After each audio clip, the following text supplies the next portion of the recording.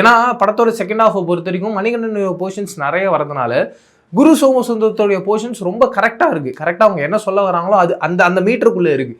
அதை இன்னும் கொஞ்சம் எலாபரேட்டாக சொல்லியிருக்கலாம். அவங்களுக்கான ஸ்பேஸ் இருக்குது. இருந்தாலும் அதை விட்டுட்டு ஒரு ஜம்ப் கட் மாதிரி எப்பப்பெல்லாம் படம் ட்ராப் ஆகிற மாதிரி அவங்களுக்கு ஃபீல் ஆகுதோ அந்தந்த இடத்துல அந்த சீக்வன்ஸை போட்டு ஃபில் பண்ணாங்களோ அப்படின்னு ஒரு ஃபீல் இருந்துச்சு. அண்ட் படமாக பார்க்கும்போது எனக்கு வந்து சூரிய வம்சம் நிறைய ஞாபகம் வந்தது. எனக்கு கிட்டத்தட்ட அதே கதையை மறுபடியும் ரீக்ரியேட் பண்ணி வேற மாதிரி ஒரு படமாக கொடுத்தா எப்படி இருக்குமோ அப்படி ஒரு ஐடியாலஜியில் பண்ணியிருக்காங்க.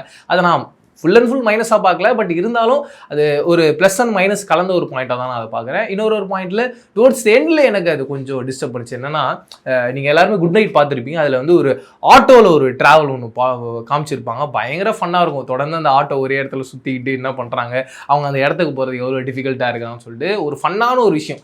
அப்படி ஒரு விஷயம் இந்த படத்துலையும் இருக்குது. ஒரு குவாலிஸ் காரு, இன்னொரு பக்கம் இன்னொரு காரு, ரெண்டு கார்லையும் நடக்கிற ஒரு பயங்கரமான சம்பவங்கள், அதில் நடக்கிற ஒரு ஃபன். எனக்கு அந்த ஃபன்னை என்ஜாய் பண்ண முடியுது. ஆனால் அந்த போர்ஷனாக நீங்கள் பார்த்தீங்கன்னா முழுக்க குட் நைட்டில் வந்து அதே போர்ஷனை ரீக்ரியேட் பண்ணாங்களோ அப்படின்ற ஒரு ஃபீல் இருந்துச்சு. ஒரு ஃப்ரெஷ்ஷான ஒரு கிளைமேக்ஸை பார்த்தா எனக்கு ஒரு ஃபீல் இல்லை. அதையும் கொஞ்சம் அவங்க புதுசாக வேற ஏதாவது ஒரு சீனை கொண்டு வந்து வச்சிருந்தா இன்னும் இன்ட்ரெஸ்டிங்காக இருந்திருக்குமோ, இந்த படத்தை இன்னும் புதுசாக காமிச்சிருக்குமோ அப்படின்ற ஒரு ஃபீலும் எனக்கு இருந்துச்சு. இதெல்லாம் தான் இந்த படத்துடைய ப்ளஸ் அண்ட் மைனஸாக பார்க்குறேன்.